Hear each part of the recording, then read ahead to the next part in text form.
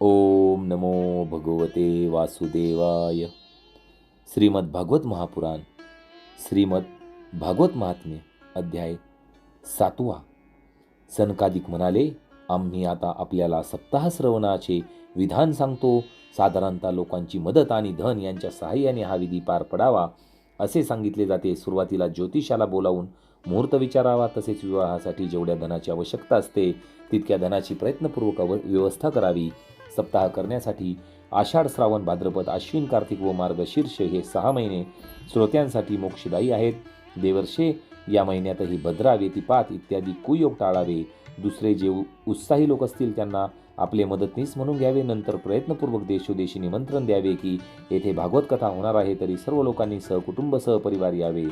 जे भगवत कथा आणि हरिनाम संकीर्तनापासून दूर राहिलेले असतात त्यांना, तसेच स्त्रिया, शूद्रादी यांनाही हे आमंत्रण मिळेल अशी व्यवस्था करावी. देशोदेशी जे विरक्त वैष्णव आणि हरिकीर्तनात गोडी असणारे असतील त्यांनाच अवश्य निमंत्रण पाठवावे. त्यांना निमंत्रण पाठवण्याची पद्धत अशी आहे. महोदय, येथे 7 दिवस सत्पुरुषांची दुर्लभ अशी मांदियाळी जमणार आहे आणि अपूर्व रसमय अशी श्रीमद भागवताची कथा होणार आहे. आपण भगवत कथा साराचे रसिक आहात म्हणून श्री भागवतामृताचे सेवन करण्यासाठी प्रेमपूर्वक ताबडतोब येण्याची कृपा करावी. जर आपणास इतके दिवस सवड नसेल तर निदान 1 दिवस तरी अवश्य येण्याची कृपा करावी, कारण येथील प्रत्येक क्षण अत्यंत दुर्मिळ आहे. अशा प्रकारे नम्रतेने त्यांना आमंत्रण द्यावे आणि जे लोक येतील त्यांच्यासाठी निवासाची योग्य ती व्यवस्था करावी. कथा श्रवण तीर्थक्षेत्रात, वनामध्ये किंवा आपल्या घरी सुद्धा योग्य मानले गेले आहे. जेथे प्रशस्त मैदान असेल तेथेच कथेचे आयोजन करावे. जागेची स्वच्छता, सडा संमार्जन, रंगरंगोटी इत्यादी करावी. घरातील सर्व सामान एका कोपऱ्यात ठेवावे. 4-5 दिवस अगोदर प्रयत्नपूर्वक सतरंजा वगैरे आसनासाठी तयार ठेवावे आणि केळीच्या खांबांनी उंच मंडप करून सजवावा. तो 4ही बाजूंनी पाने, फुले, फले वगैरे लावून सुशोभित करावा आणि 4ही बाजूंना झेंडे लावून निरनिराळ्या वस्तूंनी सजवावा. त्या मंडपात एका उंच स्थानावर 7 विशाल लोकांची कल्पना करून त्यावर विरक्त ब्राह्मणांना बोलावून बसवावे. पुढच्या बाजूला त्यांच्यासाठी यथोचित आसने तयार ठेवावी. त्यांच्या मागे व्यक्त्यासाठी सुद्धा एक दिव्य सिंहासन तयार करावे. जर वक्ता उत्तराभिमुख बसला असेल तर श्रोत्यांनी पूर्वेकडे तोंड करून बसावे आणि जर वक्ता पूर्वाभिमुख बसला असेल तर श्रोत्यांनी उत्तरेकडे तोंड करून बसावे, किंवा वक्ता आणि श्रोता दोघांनीही पूर्वेकडे तोंड करून बसावे. देशकाल इत्यादी जाणाऱ्यांना विद्वानांनी श्रोत्यांच्यासाठी असाच नियम सांगितला आहे, जो वेद आणि शास्त्रांची स्पष्ट व्याख्या करण्याचा अधिकार आहे, वेगवेगळे दृष्टांत देऊ शकतो आणि अत्यंत निस्पृह आहे असा विरक्त आणि विष्णुभक्त ब्राह्मण वक्ता असावा. जे अनेक धर्म मतांमुळे गोंधळात पडले आहेत, श्रीलंपट आहेत, नास्तिक आहेत असे लोक जरी विद्वान असले तरी त्यांना भागवत कथा सांगण्यासाठी नेमू नये. व्यक्त्याच्या जवळच त्याला मदत करण्यासाठी एक तसाच विद्वान बसविला पाहिजे. तो सुद्धा सर्व प्रकारच्या संशयांची निवृत्ती करण्यात अधिकारी आणि लोकांना समजावून देण्यात कुशल असला पाहिजे. कथा प्रारंभ होण्याच्या आदल्या दिवशी व्रत धारण करण्यासाठी वक्त्याने क्षौर केले पाहिजे. तसेच सूर्योदयाच्या वेळी शौचमुखमार्जन करून स्नान करावे. संध्या वगैरे आपली नित्यकर्मे थोडक्यात आटोपून कथा निर्विघ्नपणे पार पाडावी म्हणून श्री गणेशाचे पूजन करावे. त्यानंतर पितरांसाठी तर्पण करून पापाच्या शुद्धीसाठी प्रायश्चित्त करावे आणि एक मंडल तयार करून त्यावर श्रीहरींची स्थापना करावी. नंतर भगवान श्रीकृष्णांना उद्देशून मंत्रोपचार पूर्वक षोडशोपचारांनी पूजन करावे. त्यानंतर प्रदक्षिणा नमस्कार करून पूजेच्या शेवटी स्तुती करावी. हे करुणानिधे, मी संसार सागरात बुडालेला एक दीन आहे. कर्मामुळे उत्पन्न झालेल्या मोहाने ग्रासलेल्या मला या संसार सागरातून वर काढावे. नंतर धूप, दीप वगैरे उपचारांनी मोठ्या उत्साहाने आणि प्रेमाने श्रीमद भागवताची ही योग्य प्रकारे पूजा करावी. त्यानंतर ग्रंथाच्या समोर नारळ ठेवून नमस्कार करावा आणि प्रसन्न चित्ताने केवळ स्तुती करावी. श्रीमद भागवताच्या रूपाने आपण साक्षात भगवान श्रीकृष्णच आहात. नाथ, या भवसागरातून सुटका होण्यासाठी मी आपणास शरण आलो आहे. कोणत्याही विघ्नाशिवाय आपण माझा हा मनोरथ यथास्थित पूर्ण करावा. हे केशवा, मी आपला दास आहे. या प्रकारे करुणापूर्ण प्रार्थना करून नंतर वक्त्याचे पूजन करावे. वक्त्याला सुंदर वस्त्रालंकारांनी सुशोभित करून त्याच्या पूजनानंतर त्याचीही अशी स्तुती करावी. हे शुकस्वरूप भगवान, समजावून देण्याच्या कलेत आपण कुशल आणि सर्व शास्त्रांना पारंगत आहात. कृपया ही कथा समजावून सांगून माझे अज्ञान दूर करावे. त्यानंतर प्रसन्नतेने आपल्या कल्याणासाठी वक्त्यासमोर नियम करून 7 दिवसपर्यंत त्याचे यथाशक्ती पालन करावे. कथेमध्ये विघ्न येऊ नये म्हणून आणखी 5 ब्राह्मणांना निमंत्रित करून त्यांच्याद्वारे भगवंताच्या द्वादक्षर मंत्राचा म्हणजेच ओम नमो भगवते वासुदेवाय मंत्राचा जप करावा. यानंतर ब्राह्मण, अन्य विष्णुभक्त आणि संकीर्तन करणाऱ्यांना नमस्कार करून त्यांची पूजा करावी व त्यांची आज्ञा घेऊन स्वतः स्थानापन्न व्हावे. जो पुरुष लोकव्यवहार, संपत्ती, धन, घर, पुत्र इत्यादींची चिंता सोडून शुद्ध चित्ताने केवळ कथेतच लक्ष ठेवतो त्याला श्रवणाचे उत्तम फळ मिळते. बुद्धिमान व्यक्तीने सूर्योदयाला कथेची सुरुवात करून 3:30 प्रहरापर्यंत मध्यम स्वरात चांगल्या तऱ्हेने स्पष्ट उच्चारांसहित कथेचे वाचन करावे. दुपारच्या वेळी 2 घटका कथा बंद ठेवावी. यावेळी कथेतील प्रसंगानुसार उपस्थित वैष्णवांनी भगवत गुणांचे संकीर्तन करावे. कथेच्या वेळी मलमूत्र वेग ताब्यात राहावा यासाठी अल्प आहार हितकारी असतो, म्हणून श्रोत्याने दिवसातून केवळ 1 वेळ हविष्यान्नच घ्यावे. सदृढ असेल त्याने 7 दिवस निराहार राहून कथा ऐकावी किंवा केवळ दूध वा तूप घेऊन आनंदाने श्रवण करावे आणि फलाहार घ्यावा. दिवसातून 1 वेळ एकाच प्रकारचे अन्न खावे. ज्याला जो नियम सहज पाळणे शक्य असेल त्याने तो नियम कथाश्रवणाच्या वेळी पाळावा. कथाश्रवणास सहाय्यक असेल तर मी उपवास करण्यापेक्षा भोजन करण्याला प्राधान्य देतो. उपवास करणाऱ्याने श्रवणात अडथळा येत असेल तर असा उपवास न केलेला बरा. नारद मुने, नियमपूर्वक सप्ताह ऐकणाऱ्या पुरुषांसाठी नियम ऐका. ज्याने विष्णू भक्तांची दीक्षा घेतली नाही तो कथा श्रवण करण्याचा अधिकारी नाही. जो पुरुष नित्य नियमाने कथा ऐकतो त्याने ब्रह्मचर्य पाळावे, जमिनीवर झोपावे आणि दररोज कथा संपल्यानंतर पत्रावळीवर भोजन करावे. डाळ, मध, तेल पचण्यात जड, वाईट भावनेने दूषित आणि शिळे अशा अन्नाचा व्रतस्थ माणसाने अवश्य त्याग केला पाहिजे. कथाश्रवणाचे व्रत घेतलेल्याने काम, क्रोध, मद, मान, सन्मान, मत्सर, लोभ, दंभ, मोह आणि द्वेष यांना आपल्या मनात अजिबात थारा देऊ नये. त्याने वेद, वैष्णव, ब्राह्मण, गुरु, गोसेवा करणारे तसेच स्त्रिया, राजा आणि महापुरुषांची निंदा वर्ज करावी. व्रतस्थ पुरुषाने रजस्वाला, स्त्री, चांडाळ, म्लेंश, पापी, गायत्री जप न करणारे ब्राह्मण, ब्राह्मणांचा द्वेष करणारे तसेच वेद न मानणारे यांच्याशी संभाषण करू नये.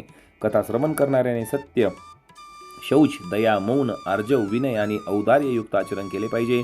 दरिद्री, क्षयरोगी, कोणत्याही रोगाने पीडित, अभागी, पापी, पुत्रहीन आणि मोक्षाची इच्छा करणारे यांनीही ही कथा ऐकावी. ज्या स्त्रीचे रजोदर्शन थांबले आहे, जिला फक्त एकच संतान झाले आहे, जी वांज आहे, जिचे संतान जिवंत राहत नाही किंवा जिचा गर्भपात होतो, अशा स्त्रियांनी प्रयत्नपूर्वक ही कथा ऐकावी. वरील सर्वजण जर नियमांचे पालन करून कथा ऐकतील तर त्यांना अविनाशी फल प्राप्त होऊ शकते. ही सर्वात उत्तम दिव्य कथा कोट्यावधी यज्ञांचे फळ देणारी आहे. अशा प्रकारे नियमांचे पालन करून नंतर या व्रताचे उद्यापन करावे. ज्याला विशिष्ट फलप्राप्तीची इच्छा असेल त्याने गोकुळाष्टमी व्रताप्रमाणे याचे उद्यापन करावे. परंतु जे भगवंताचे निष्कांचन भक्त आहेत त्यांना उद्यापन करण्याचे बंधन नाही. ते निष्काम भगवत भक्त असल्याने केवळ श्रवणानेच पवित्र होतात. या प्रकारे जेव्हा सप्ताह यज्ञाची समाप्ती होईल तेव्हा श्रोत्यांनी अत्यंत भक्तिपूर्वक ग्रंथ आणि वक्ता यांची पूजा करावी. नंतर वक्त्याने श्रोत्यांना प्रसाद व तुळशीच्या माळा द्याव्यात आणि सर्वांनी मृदंग, झांज यांच्या सुंदर गजरात भगवत कीर्तन करावे. जय जयकार, नमस्कार आणि शंखनाद करावा. तसेच ब्राह्मण आणि याचक यांना धन आणि अन्न द्यावे. श्रोता विरक्त असेल तर त्याने या कर्माच्या समाप्तीसाठी दुसऱ्या दिवशी गीता पठण करावे. गृहस्थाने हवन करावे. हवन करताना दशमस्कंदाचा एक श्लोक वाचून विधीपूर्वक पायस, मध, तूप, तीळ आणि अन्न या वस्तूंच्या आहुती द्याव्यात किंवा एकाग्र चित्ताने गायत्री मंत्राचे हवन करावे. कारण खरे पाहू जाता हे महापुराण गायत्री स्वरूपच आहे. होम हवन करण्याचे सामर्थ्य नसेल तर कथा श्रवणाचे फळ प्राप्त करण्यासाठी ब्राह्मणांना हवन सामग्री दान करावी. तसेच अनेक प्रकारच्या त्रुटी दूर करण्यासाठी आणि विधी नियम पालनात जे कमी अधिक दोष राहिले आहेत ते नाहीसे करण्यासाठी विष्णू सहस्रनामाचा पाठ करावा. त्यामुळे सर्व कर्मांची पूर्तता होते. कारण कोणतेही कर्म रोमांच दाटून कोणतेही कर्म यापेक्षा श्रेष्ठ नाही. नंतर 12 ब्राह्मणांना पायस, मध असे उत्तम पदार्थयुक्त भोजन द्यावे. तसेच व्रताच्या पूर्ततेसाठी गाय आणि सुवर्णाचे दान करावे. आर्थिक क्षमता असेल तर 3 पल सुवर्णाचा एक सिंह करून त्यावर सुंदर अक्षरात लिहिलेला श्रीमद भागवत ग्रंथ ठेवावा. आवाहनादी विविध उपचारांनी त्याची पूजा करावी आणि जितेंद्रिय आचार्याला वस्त्र, अलंकार, गंध वगैरेंनी पूजा करून दक्षिणा देऊन तो ग्रंथ समर्पण करावा. बुद्धिमान दाता असा विधी करण्याने जन्ममरणाच्या बंधनातून मुक्त होतो. हा सप्ताह पारायणाचा विधी सर्व प्रकारची पापे नाहीसे करणारा आहे. हे मंगलमय भागवत पुराण इष्टफल प्राप्त करून देते. तसेच धर्म, अर्थ, काम आणि मोक्ष यांची प्राप्ती करून देणारे हे साधन आहे. याबाबत शंका घेण्याचे कारण नाही. सनकादिक म्हणाले, मुनिवर्य, अशा प्रकारे हा सप्ताह श्रवण विधी आम्ही आपणास सविस्तर सांगितला. आणखी काय ऐकू इच्छिता? या श्रीमद भागवतानेच भोग आणि मोक्ष दोन्हीही हाती लागतात. सूत म्हणतात, हे शौनका, असे म्हणून महात्म्य सनकादिकांनी विधीपूर्वक 1 सप्ताहापर्यंत सर्व पापांचा नाश करणाऱ्या परमपवित्र आणि भोग मोक्ष देणाऱ्या या भागवत कथेचे प्रवचन केले. सर्वांनी नियमपूर्वक याचे श्रवण केले. त्यानंतर त्यांनी विधीपूर्वक भगवान पुरुषोत्तमांची स्तुती केली. कथेच्या शेवटी ज्ञान, वैराग्य आणि भक्तीला मोठी पुष्टी प्राप्त झाली आणि ते तिघे एकदम तरुण होऊन सर्व जीवांचे चित्त आपल्याकडे आकर्षित करून घेऊ लागली. आपले मनोरथ पूर्ण झाल्याचे पाहून नारद कृतकृत्य झाले. त्यांच्या सर्व शरीरावर रोमांच दाटून आले आणि त्यांना परमानंद झाला. भगवतांचे प्रिय नारद मुनी या प्रकारे कथा ऐकून हात जोडून प्रेमाने सद्गतीत होऊन सनकादिकांना म्हणाले, मी धन्य झालो. दयाळू अशा आपण माझ्यावर अनुग्रह केला. सर्व पापहारी भगवान श्रीहरींची आज मला प्राप्ती झाली. हे तपोनिधी, मी श्रीमद भागवत श्रवणाला सर्व धर्मात श्रेष्ठ मानतो, कारण याच्या श्रवणाने वैकुंठात राहणाऱ्या श्रीकृष्णांची प्राप्ती होते. सूत म्हणाले, वैष्णव श्रेष्ठ नारद असे बोलत आहेत. तोच भ्रमण करीत करीत योगेश्वर शुकदेव तेथे आले.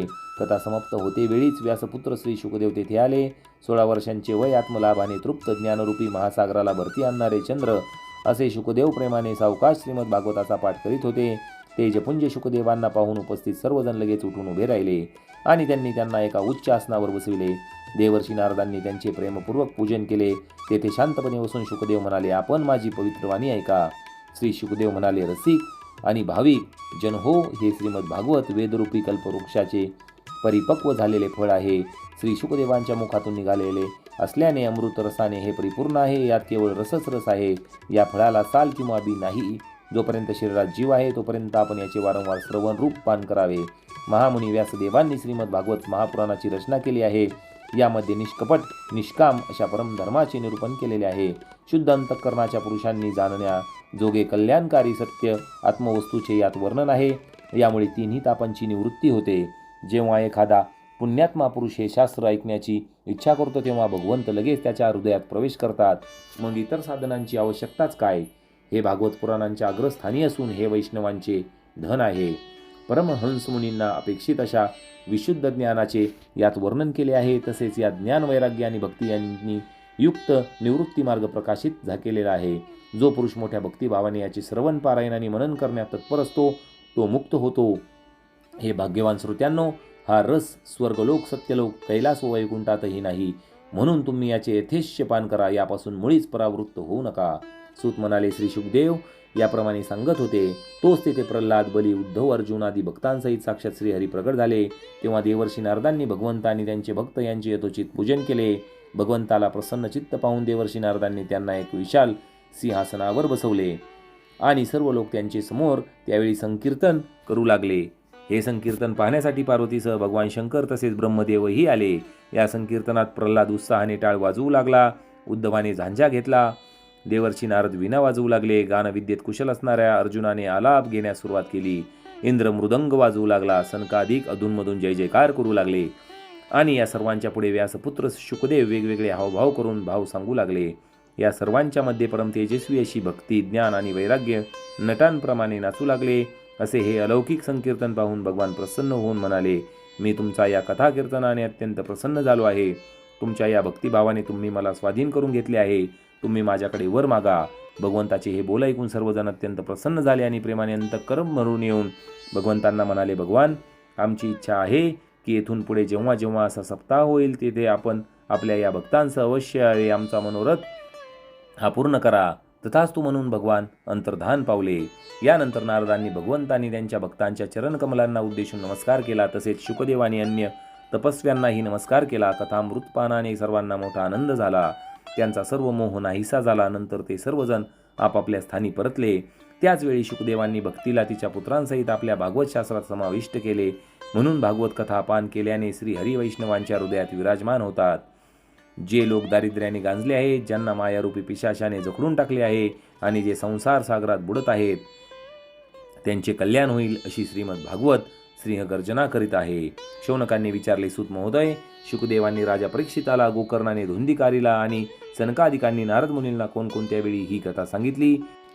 ही माझी शंका दूर करा. सूत म्हणाले, भगवान श्रीकृष्ण स्वधामाला गेल्यानंतर कलियुगाची साधारण 30 वर्षे उलटून गेल्यानंतर भाद्रपद महिन्याच्या शुक्ल नवमीला शुकदेवांनी कथा सांगण्यास प्रारंभ केला. राजा परीक्षिताने कथा ऐकल्यानंतर कलियुगाची 200 वर्षे लोटल्यानंतर आषाढ शुद्ध नवमीपासून गोकर्णांनी ही कथा सांगितली. यानंतर कलियुगाची आणखी 30 वर्षे निघून गेली. कार्तिक शुद्ध नवमीपासून सनकादिकांनी ही कथा सांगण्यास प्रारंभ केला. हे निष्पास शौनका, आपण जो प्रश्न विचारला होता त्याचे मी आपणास उत्तर दिले आहे. या कलियुगात भागवत कथा हे भवरोगावरील रामबाण औषध आहे. संत सज्जन हो, आपण मोठ्या आदराने ही कथा श्रवण करावी. ही कथा श्रीकृष्णांना अत्यंत प्रिय, सर्व पापांचा नाश करणारी, मुक्तीचे एकमेव साधन आणि भक्ती वृद्धिंगत करणारी आहे. असे अर्थ असताना तीर्थयात्रा तरी कशाला पाहिजेत? हातात पाश घेऊन घेतलेल्या आपल्या दूतांना पाहून यमराजांनी त्यांच्या कानात सांगितले की हे पहा, जे भगवंताच्या कथाकीर्तनात एकाग्रचित्त झाले आहेत त्यांच्यापासून दूर राहा. माझ्यात इतरांना दंड देण्याची शक्ती आहे, वैष्णवांना नाही. या असार संसारात विषयरूप विषाच्या आसक्तीमुळेच व्याकुळ बुद्धी झालेल्या पुरुषांनो, आपल्या कल्याणासाठी अर्धा क्षण का होईना या शुककथारूप अवीट गोडीच्या अमृताचे प्राशन करा. निंद्य कथांनी युक्त अशा कुमार्गावर कशासाठी भटकता? या कथेचा कानात प्रवेश होताच मुक्ती मिळते. या म्हणण्याला परीक्षित राजा प्रमाण आहे. श्री शुकदेवांनी प्रेमरसाच्या प्रवाहात स्थिर राहून ही कथा सांगितली आहे. या कथेचा कंठाशी संबंध येताच तो पुरुष वैकुंठाचा अधिकारी होतो. शौनका, अनेक शास्त्रांचा अभ्यास करून मी हे परमगुह्य आत्ताच तुला सांगितले. सर्व शास्त्रांच्या सिद्धांताचे हे सार आहे. या संसारात शुकशास्त्र इतकी पवित्र दुसरी कोणतीही गोष्ट नाही. म्हणून आपण परमानंद प्राप्तीसाठी या 12 स्कंद असलेल्या भागवत रसाचे पान करा. जो पुरुष नियमांचे पालन करून या कथेचे भक्तिभावाने श्रवण करतो, तसेच जो अंतःकरण शुद्ध असणाऱ्या भगवत भक्तांना याचे कथन करतो, असे दोघेही सर्व नियमांचे पूर्णतः पालन केल्या कारणाने याचे यथार्थ फळ मिळवतात. अशांसाठी त्रैलोक्यात असाध्य असे काहीच राहत नाही. तर श्रोतेहो, अशा प्रकारे येथे श्रीमद भागवत महात्म्य समाप्त झाले आहे. आणि पुढील अध्यायात पाहणार आहोत आपण श्रीमद भागवत महापुराणचा स्कंद पहिला, अध्याय पहिला, शौनक आदी ऋषींचा सुतांना प्रश्न. तर श्रोतेहो, कथा उद्यापासून सुरू होत आहे. श्रीमद भागवत पुराण सुरू होत आहे. व्हिडिओला जास्तीत जास्त शेअर करा. चॅनलवर नवीन असताल तर चॅनलला सबस्क्राईब करा. मराठी भक्ती परिवाराचे सदस्य व्हा. आपल्याबरोबर इतरांना देखील श्रीमद भागवत पुराण ऐकायला मिळू द्या. त्यांना देखील या कथेचा आनंद घेऊ द्या आणि जीवनामध्ये त्यांना देखील मोक्ष प्राप्त करू द्या. तर भेटूया लवकरच पुढील व्हिडिओमध्ये श्रीमद भागवत महापुराणचा स्कंद पहिला, अध्याय पहिला घेऊन. ओम नमो भगवते वासुदेवाय नमः.